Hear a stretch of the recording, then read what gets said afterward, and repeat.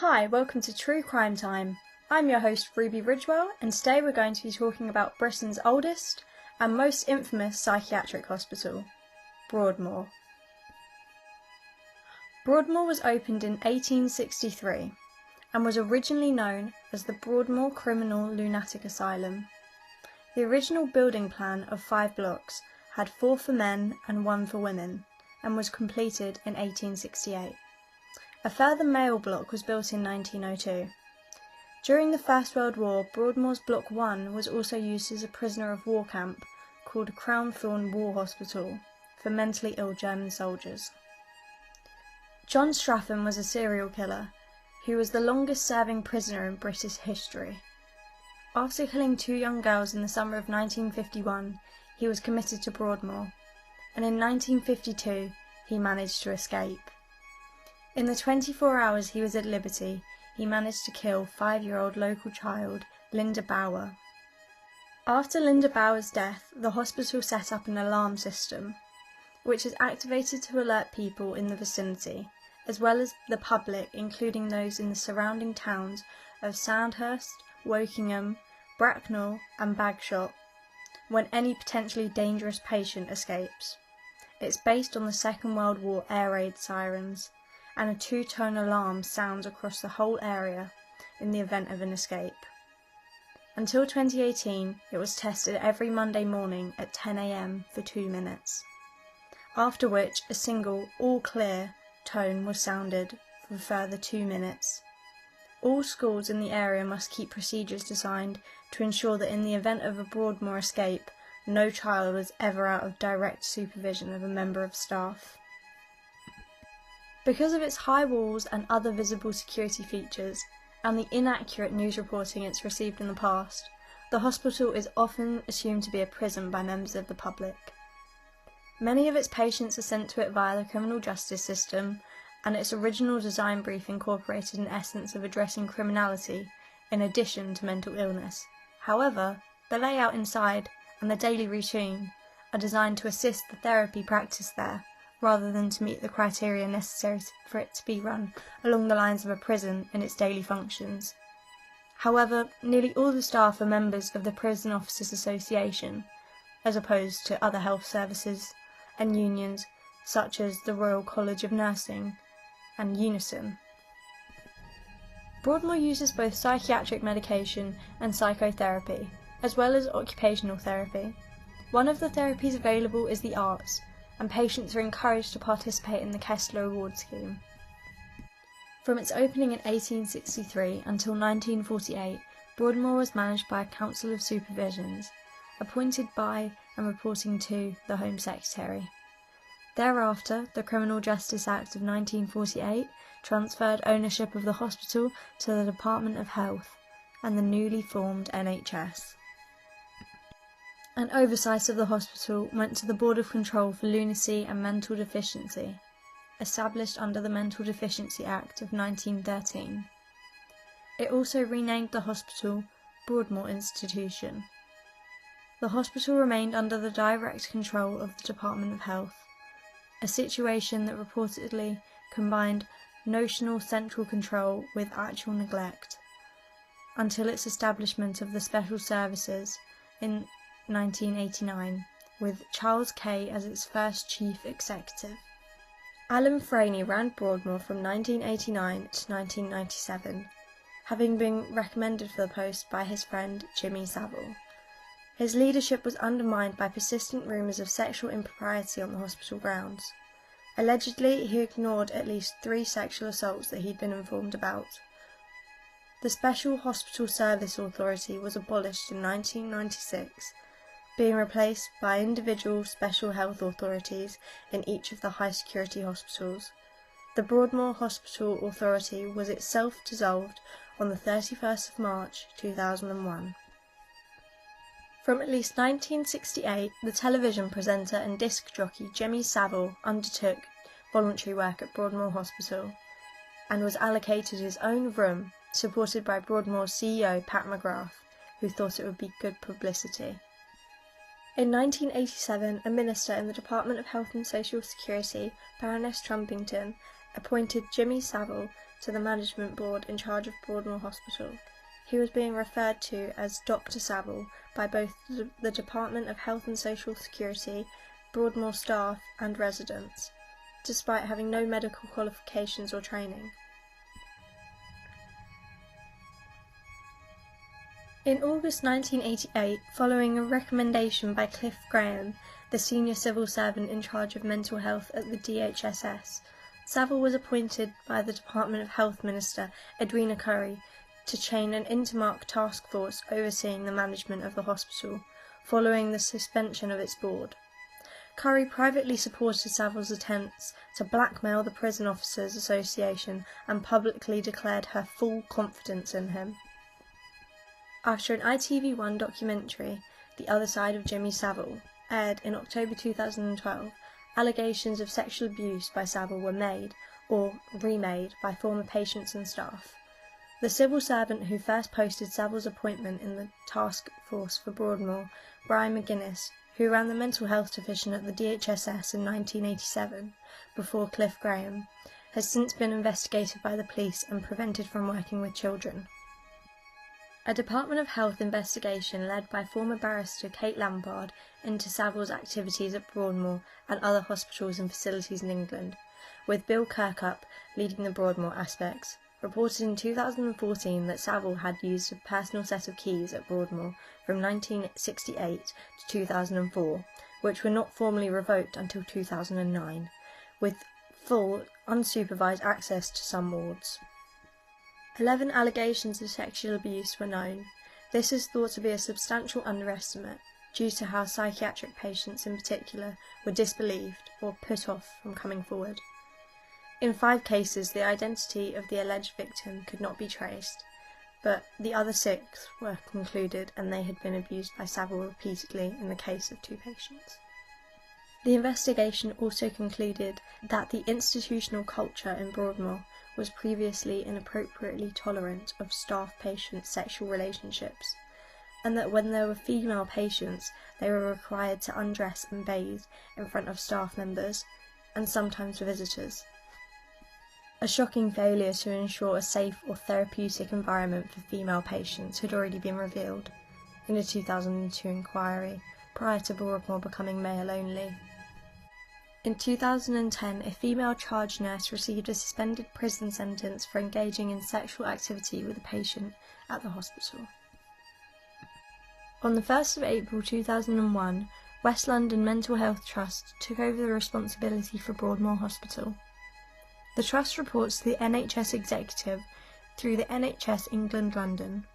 The former director, who then became the CEO of the Trust, quit in 2009 after Healthcare Commission's and Care Quality Commission's findings of serious failures to ensure patient safety at Broadmoor. In 2014, the Director of Specialist and Forensic Services resigned, just prior to the conclusions of an investigation into a bullying culture. The next permanent CEO resigned in 2015, in the wake of a poor Care Quality Commission's finding and other problems in the Trust. The new head of security was appointed in March 2013, John Hunerian, who had 30 years' experience in Scotland Yard and had worked as a bodyguard for members of the royal family. Meanwhile, the Trust allowed ITV to film a 2-part documentary within Broadmoor in 2014. Press releases stated that on average there are 4 assaults per week on staff. Psychiatrist Alman Basu, clinical director of Broadmoor since March 2014, promoted the documentary, but then decided to leave the NHS in 2015 amidst funding and staffing problems, despite the Trust having just highlighted investment in his skills through his prestigious initiative to improve the quality of patient care in the NHS. Broadmoor is one of 3 maximum security psychiatric hospitals in the UK, the others being Ashworth and Rampton, but it's always received the most interesting cases, meaning that psychiatrists and doctors compete to work there. Despite the many infamous patients held at the hospital, like Ronnie Cray, Ian Brady and Peter Sutcliffe, perhaps the most notorious is one who few of Broadmoor's residents ever saw, the real-life Hannibal Lecter. Robert Maudsley was in Broadmoor for 3 years in the 70s. Born in 1953, he was the son of a Liverpool lorry driver who beat him mercilessly whenever he came home from the orphanage which had taken him into its care. He drifted through foster homes and psychiatric hospitals. By 1973, he was a rent boy, picked up by a labourer who showed him pictures of abused boys. Maudsley garroted him and was sent to Broadmoor with the new nickname, Blue, which was the colour of the labourer's face when he was slowly choked to death. His next and most lasting nickname was Spoons. In 1977, Maudsley and another patient took a third patient, a paedophile, and barricaded themselves in a cell with him. The paedophile was tortured for 9 hours before Maudsley garroted him and held up his body so that the staff could see through the spy hatch. When the staff were let in, they found that the man's skull had been cracked open like a boiled egg, with part of the brain missing and a spoon hanging out of the cranium. Strangely, Maudsley was deemed fit to stand trial after this crime. Despite his plea to be sent back to Broadmoor, he was committed to Wakefield Prison. After several more killings, Maudsley now lives in solitary confinement in a 2-cell glass cage, very like the one pictured in Silence of the Lambs. His furniture is made of compressed cardboard, and on his 1 daily hour of exercise, 6 prison officers have to escort him. Notorious gangsters Ronnie and Reggie Kray were convicted of the murders of George Cornell and Jack the Hat McVitie in 1969 and sentenced to 30 years. A decade later, Ronnie was diagnosed with schizophrenia and moved to Broadmoor, where he was soon living in the lap of luxury. His room was carpeted, with cushions on the bed. He ordered his own curtains, had pictures of his parents, brothers, and old friends, and even some boxing memorabilia on display. He loved music so much he was even allowed to have a record player in his room. Maureen Flanagan, a longtime family friend of the Krays, recalls her visits to Broadmoor with Ronnie's older brother, Charlie Kray, and says, "He was immaculately dressed in an Italian suit, white starched shirt, beautiful Italian silk tie, and a Hankley gold watch." After that, Maureen took a tailor into the hospital every October to measure him for a new suit. The tailor had to measure him in the visiting hall. She said he had the finest Italian silk shirts, silk socks, and the most beautiful cufflinks that people would send in as presents. During visits, Ronnie and his guests were served tea and cakes on fine china by a butler in a smart white jacket, and his Friday night meal was a pork pie that was delivered by Harrods every week. The butler Maureen spoke about was actually double murderer Charlie Smith, who knew it was better to stay on Ronnie's good side. To pass the time, Ronnie took up gardening, spending 4 mornings a week attending the extensive grounds, as well as painting and writing poetry. Ronnie was nicknamed the Duke of Broadmoor and the Colonel. He was the top dog in Broadmoor, but had little time for many of the patients, especially Peter Sutcliffe.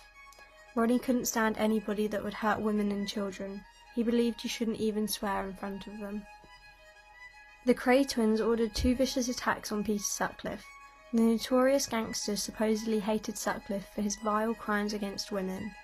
One attack saw Sutcliffe slashed across the face with a broken coffee jar, which left him needing 30 stitches across his face. Another saw him stabbed 10 times in both eyes with a ballpoint pen, resulting in him going blind in one eye and severely damaging the other.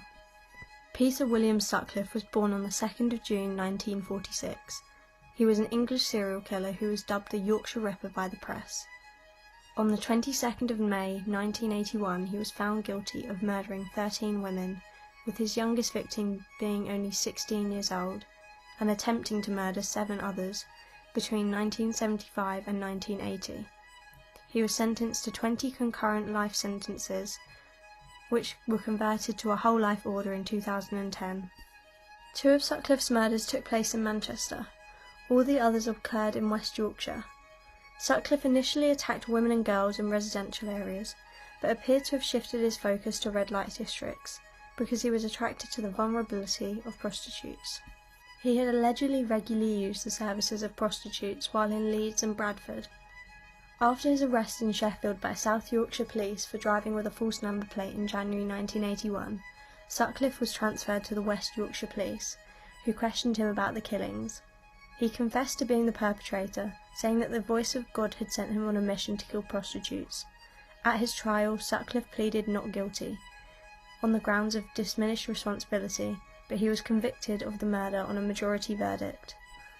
Peter Sutcliffe's was one of the largest and most expensive manhunts in British history, and West Yorkshire Police was criticised for its failure to catch Sutcliffe, despite having interviewed him 9 times in the course of its 5-year investigation.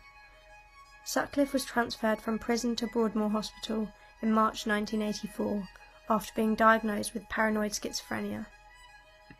Although he wasn't liked by many of the other patients, Sutcliffe struck up a sickening friendship with sexual predator Jimmy Savile in the late 1980s when they both found themselves residents of Broadmoor. Sutcliffe, however, was an inmate, and Savile was a charity hero with gold-plated keys to the gates. Jimmy Savile, who is estimated to have raped and molested more than 500 little girls, boys, and vulnerable women and men over a 50-year period, also called for Broadmoor inmates, including women killer Sutcliffe, to be allowed to have sex as part of their rehabilitation. Savile said, "All guys together or all girls together isn't very healthy. We have got to give our patients some reason to want to rehabilitate, and falling in love is one of the strongest." During Jimmy's stint in charge, he often invited his friends to have tours after hours at Broadmoor. The most well-known case of this is when he invited now well-known paedophile Rolf Harris to view Broadmoor and tour the grounds, late at night when patients were undressing and ready for bed. After his death in 2009, it was revealed that the Yorkshire Police hunting the Ripper had taken a mould of Jimmy Savile's teeth. They wanted to see if they were a match for bite marks found on one of the victims of the Yorkshire Ripper, Irene Richardson, who was only 28 years old. Savile's Leeds penthouse overlooked Rowntree Park, where Sutcliffe murdered Irene Richardson on the 5th of February 1977. There are numerous theories arguing that Savile was in fact the second Yorkshire Ripper, and that's why Savile and Sutcliffe had such an interesting friendship. Okay, sadly that's all for today, but make sure to tune in next week, right here, to find out more information about the gruesome crimes committed by Jimmy Savile and the charges of gross neglect Broadmoor Hospital faced. Thank you, goodbye!